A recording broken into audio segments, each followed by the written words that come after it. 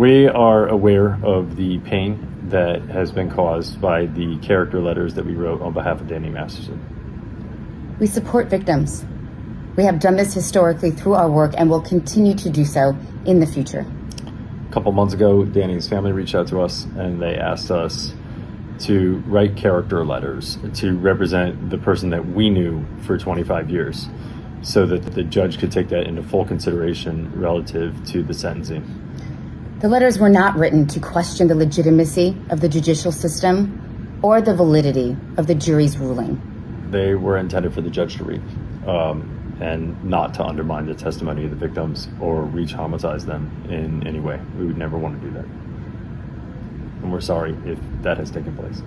Our heart goes out to every single person who's ever been a victim of sexual assault, sexual abuse, or rape. In response to Ashton Kutcher and Mila Kunis writing letters to the judge in Danny Masterson's case, Chrissy Bixler posted this last night. It says, "Dear Mila, I pray you begin to process what you experienced as a child on that set. Your old interviews are very telling. Of course, I've been going through these interviews today and I have to show you guys them. I'm going to play that clip for you." Chrissy went on to say, "I encourage everyone to go watch those videos before they get scrubbed from the internet." Question: if that's what you view as a normal relationship with a big brother figure, then I feel very sad for you and I hope you consider getting into therapy. You must all forget I was there the whole first 5 years of that 70s show. I remember everything. I'm gonna play this old clip from you guys. I have a few to go through, but this one is just really sad. Ashton was a almost 20-year-old man. She was 14 years old when the show started. Roll the clip. She was 14 when we started the show. I was like 19, right? Right. And they're like, "Okay, you guys are going to be making out in this scene."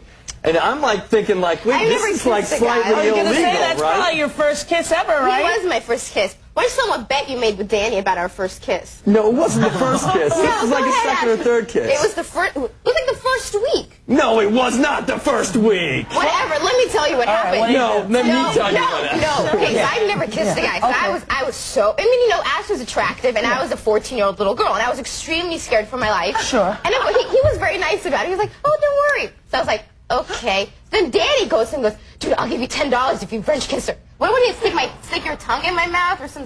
What? No. For $10. You're making it sound like it was like really. Okay, Dan, we had a little side bet going. Yeah. Like, Which was? It wasn't very as to whether or not, you're kissing on the show or boyfriend and girlfriend. Yeah. You would use tongue, right, Rosie? I mean, you would. It depends what kind of an actor you are, I guess. Absolutely, right? Yeah. So Danny bets me like $20 that I wouldn't do it, and of course I'm like, yeah, sure, but what's the deal? And then the cop showed up and you got arrested, pretty much. They should have. I'm the one who's kissed every single guy in the show except for Topher. Except for Topher Grace. Yeah, and in fact, I've kissed Laura's boyfriend, Chris, who guest starred on our show. So I've kissed the Mastersons. I've kissed everybody. That's so wrong, isn't it? Yeah, it is. Yeah. It's quite wrong. Yeah. And what do the writers? They just throw you. They don't care.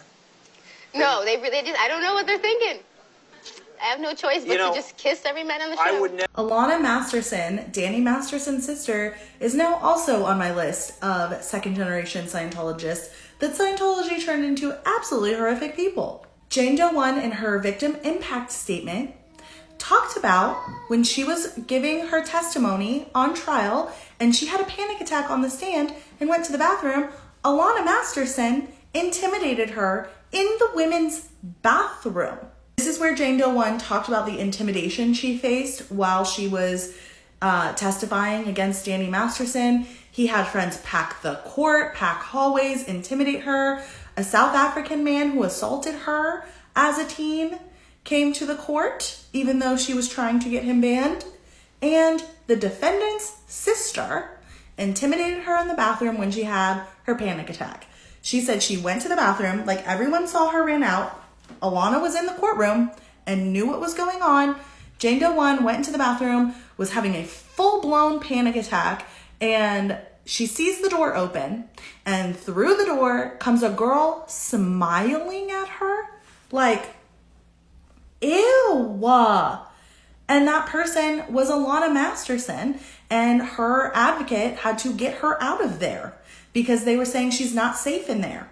So she couldn't even go to the bathroom to freaking breathe as she was testifying against Danny Masterson. Alana was there most days supporting her brother, and then apparently intimidating Jane Doe's. Alana also wrote a letter in support of her brother because of course she did at this point. And she talked about how he became a parent to her through the divorce. He was always front row at her ballet recitals. He let her live with him in college and just loves him so much.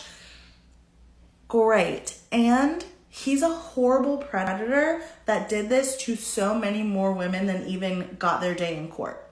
And he's been convicted and he's going to jail where he can rot. Danny Masterson, this man, Danny Masterson, just got sentenced today to 30 years to life for doing non-consensual things with women. So we're going to talk about him and his horrible wife, who's been absolutely terrible to survivors, including her own sister. Okay, so content warning for familial non-consensual stuff.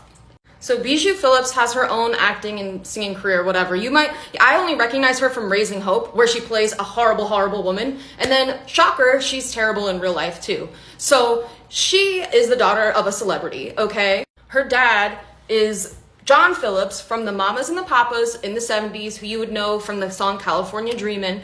They're still wildly popular, and he is horrible. Mackenzie Phillips wrote a book about him because, let me breathe. He forced his own daughter into,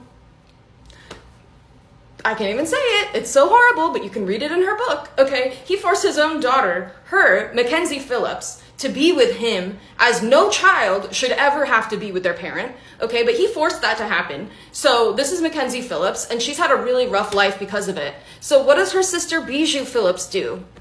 Bijou Phillips makes fun of Mackenzie, calls her a liar, smears her all over the public when she tried to come out and say, hey, my dad did this to me. Like, how can you do that to your own sibling? Well, my own siblings do that to me, and our mom who did that stuff to me, so I do get how that happens. But like, there's no excuse for that, okay? She treats survivors absolutely terribly. Also, by the way, they're both in Scientology, which you can go down that wormhole of how absolutely horrifying that stuff is.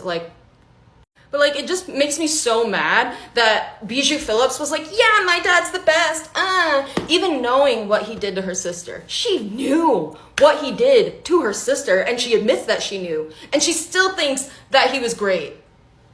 Are you kidding me? Are you kidding me?